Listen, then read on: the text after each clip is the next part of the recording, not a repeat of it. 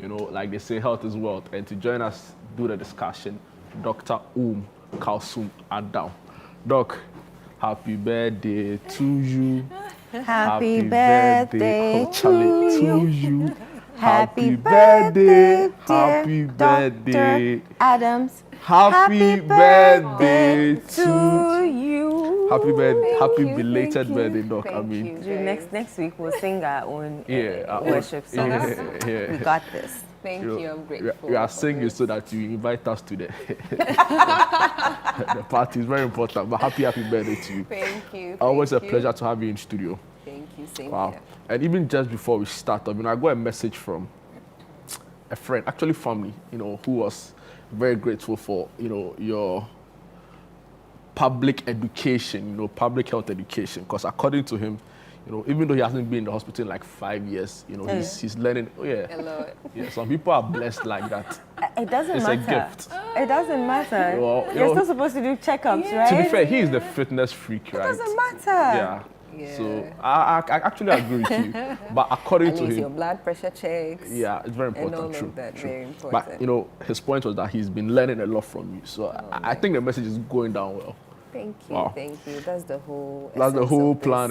Exactly. I feel you. I feel you. And Wow. our advocacy for January on cervical Yes, cancer. Oh yeah, cervical cancer. Yeah. I hope the ladies here had their. They did not. Oh, I'm not even referring to the ladies here who did not go for their test. Oh, But other still not- ladies it's met still not me. too late. Yes, Pearl, I'm shading you. She's talking in my ear. Yes, Pearl, I'm shading you. But you know, ladies out there met me yesterday, and they were like, for the first time ever, they went to get their tests that's done. nice to Although they know. were a bit Yeah. skeptical, but they still had to get Had it done. Yeah, Yeah. that's The good to message know. just didn't go down well with the ladies here, but I'll still take them. It's never too late. Wow, Yeah. Doc. So we this have a morning, whole year. Yes. So we can still go and have it Definitely. done. Yeah, it's a whole year. It's just highlighted in January so that we are reminded at the beginning of the year. But 11 more months to go so we can have our tests done. interesting. Doc, this morning we want to discuss headaches. You know, it's interesting because it's one of the conditions that is seen in almost every health predicament. Yeah.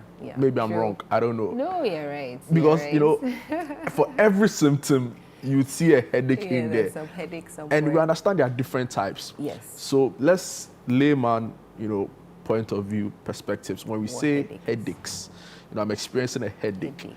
What What are does it we mean? really referring to? Okay, so headache. Head and then ache. So your head It's achy. is aching. Head is spinning you.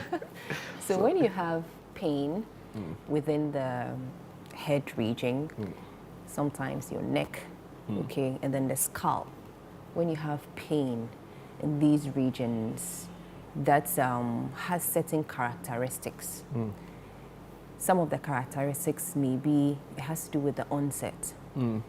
Is it a sudden onset, or is it something that gradually started and it is picking up? And then it also has distribution.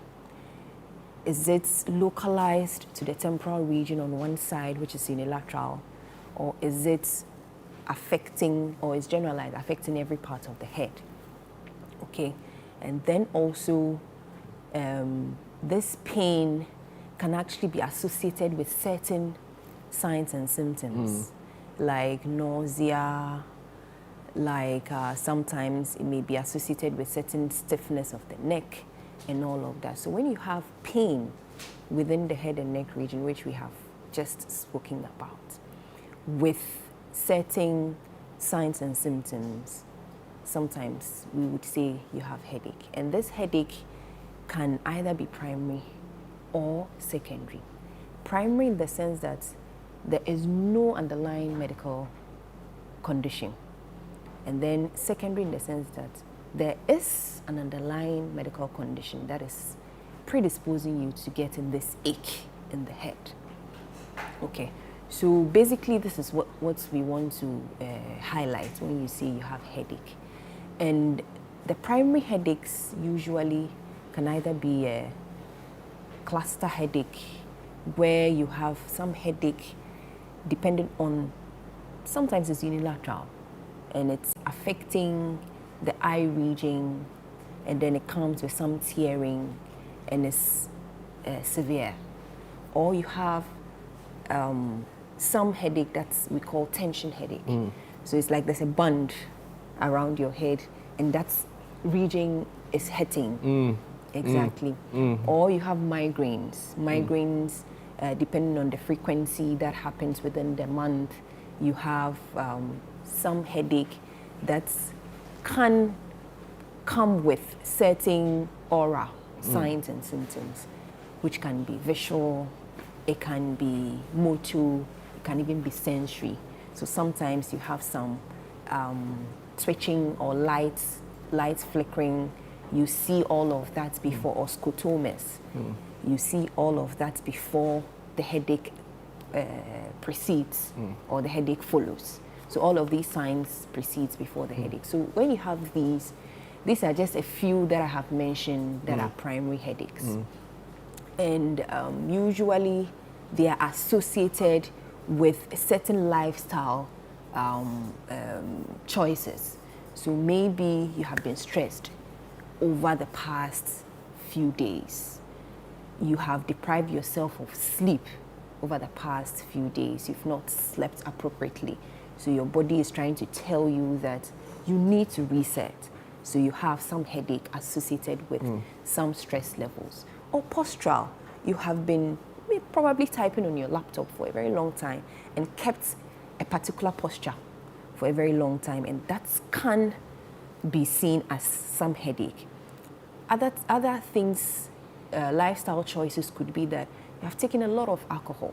Could be that some alcohol has gone down, or you have consumed certain foods that contain, processed foods that contain nitrates. They also can predispose you to getting certain headaches. And it could also be that this headache is as a result of some dehydration. You may have eaten something that has dehydrated, you haven't hydrated enough, and then you're having this transient headache. And yes, so these are some of the few lifestyle choices that can predispose us to getting certain headaches. Now, the most important of these headaches is the secondary ones, which can be life-threatening, because it's important that you are able to differentiate between the primary and the secondary, so that you don't underestimate some of these secondary headaches that can be fatal. So it's very important that we are able to tell that, okay, this headache is not usual. This headache is beyond what we usually have, that have some lifestyle choices associated with it. So I need to pay attention to it. Otherwise, it may be fatal. So for instance, you may have a headache that has sudden onset. And this, within seconds, within minutes, it peaks. And then you have this severe headache that may even be associated with some visual changes. You can't see properly, you're confused, and all of that. So that type of headache, it may be a sign of what? Untreated hypertension. Wow. Okay, yes. Or you may have this headache that's occurred as a result of some trauma, after some trauma to the head region. This can be a sign of bleeding, intracranial bleeding. So sudden bleeding into below the dura or ahead of the dura, epidural or subdural hemorrhage. This can be a sign, and this can end up being fatal if it is not paid attention to. Another form of headache could be that sudden headache, and progressively you have gone and then taken over-the-counter medications, but it's not resolving. And over the days, it is becoming worse, and then you have some neurological deficits associated with it, like having weakness in some of your limbs, or having some numbness or tingling sensation here and there. This can also be a sign of an underlying condition. It could be a stroke, it could even be a brain tumor that we are dealing with. Okay, and then also it's likely you may have some fever, And this fever would come with some neck stiffness and then the headache as well. This can also be a sign of some infection like meningitis or encephalitis or some brain abscess. And these can be deadly and they don't have to slide without us paying much attention to it.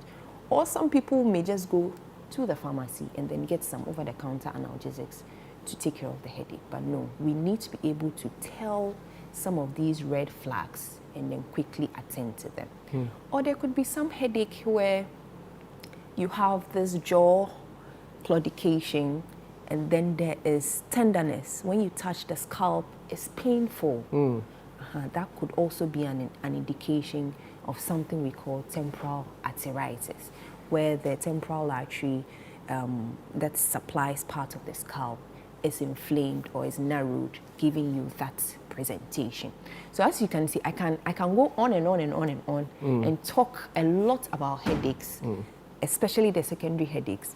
Sorry, that can present as headache, but we need to be able to tell that these are not the regular primary headaches that we have, and we need to quickly go to the nearest clinic to have it properly assessed and checked. Wow. So if I get you correctly, the short, intense ones that now starts affecting even your vision are usually more serious. Yes. Often times when people experience headache, the first reaction is to be to go and then get some paracetamol to take in. They'll tell you, well, take some painkillers or drink water. Yeah. Some even say water first, Yeah. and if it persists, then you can go. Why is water, almost like the first thing port of call? So if you remember, I mentioned that there are some lifestyle choices that can predispose you to getting headaches.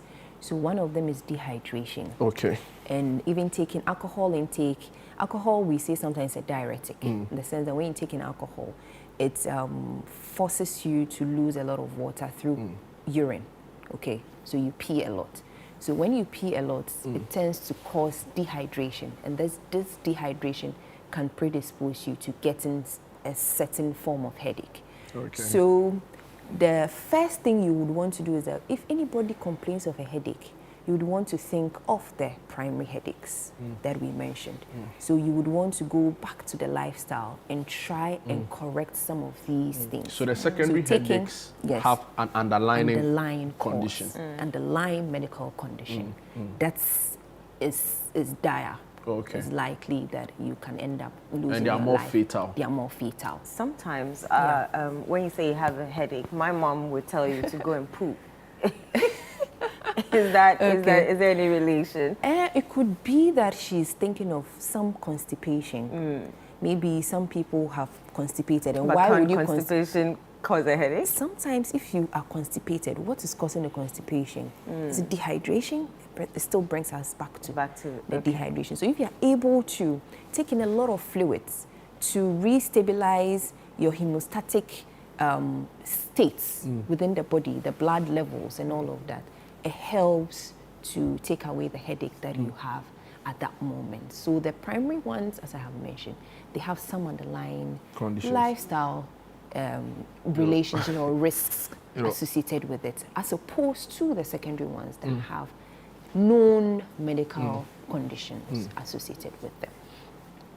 So that's basically it. And another would also be that I forgot to mention is when you have infection in your sinuses. Infection in the sinuses can also predispose you to getting headaches. One, from the signs, you may have blocked nose, you may have blocked, you may be doing a lot of mouth breathing. So mouth breathing will dehydrate you. The other thing is that you start to cough, you start to sneeze, and all of this movement can even make the headache a little worse. Still staying on the primary headaches, right? I'm asking for a friend, because you talk about lifestyle, There are also concerns about how sex, I don't know whether relieves headache. Not relieves headache, actually causes headache. I don't know whether the deprivation of it or the overindulgence in it.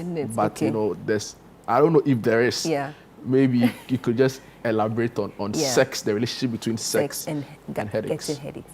So ideally, it has to do with blood, Oh, okay. blood flow. So during sex, it's a lot of exercise, it's a lot of exertion.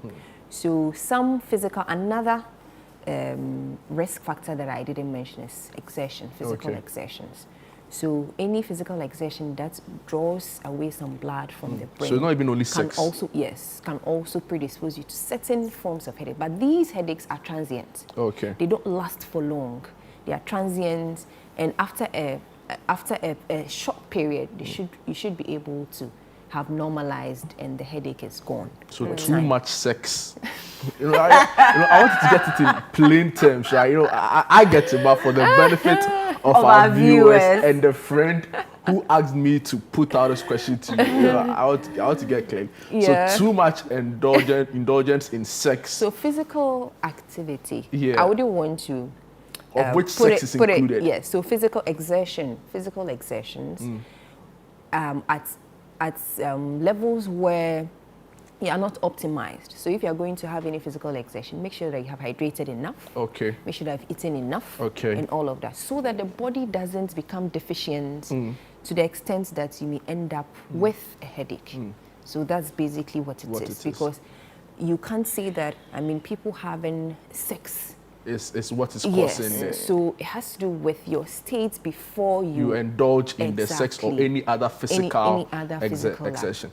activity. Migraines a form of headache? Yes, so it's a form of the primary headaches that we mentioned. So I mentioned cluster headaches, I mentioned tension headaches, I mentioned migraines. So they are all there are part some of it. headaches that I know that people want to sit in a Persistent. dark room. They don't want any Yes, noise and all them. of that, yes. Yeah. So those are the prodromal symptoms or the aura that is associated with these headaches that we mentioned. So There's some some of them I questions. mentioned that before you get the headache, you start to see some flickering lights. So those are some of the visual auras. So they are different aura. So it's either visual or motor or sometimes sensory. So all of these do precede the headache. So maybe some few minutes to the headache, for the initiation of the headache, you have these signs and symptoms. And these patients actually know. So they are able to tell that, okay, I've had these, so it's likely that I'm about to. Some is just noise. So loud noise can predispose them to getting a migraine. Okay, so all of these are some of the aura that may happen just before you end up having this particular headache. And usually it has sometimes people would ask that, oh, so if my parents had a migraine, is it likely that I can inherit it and all of that? It has genetic what's the name, linkage. So it depends. Sometimes you may be able to inherit it, and it has other causes that come together to predispose you to getting these migraines that we There's some questions here for you. spoke about. Hi, I'm a busy working mom and I often get tension headaches. Can you discuss some quick stress relief techniques to help manage the headaches? All right. So how to manage these headaches are, one, you need to be able to, I'm glad she mentioned that she has noticed that she gets stressed and that is what predisposes her to getting the headaches. So in managing some of these primary headaches, you need to be able to do a little homework.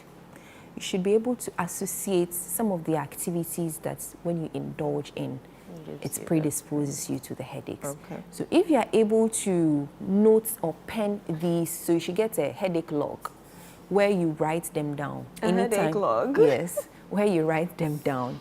Okay, so the last time I had a headache, maybe I was too stressed. I hadn't, I was indulging so much work to the extent that this happened. Right. Or I was working so much on my laptop and then I ended up having this headache.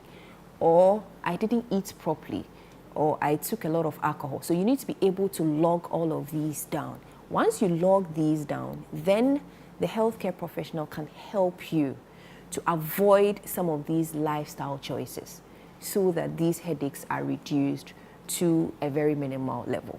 So it's important. You should be able to know your triggers. And your triggers, one of them that she mentioned is her stress. So she needs to be able to manage her time properly. Yeah.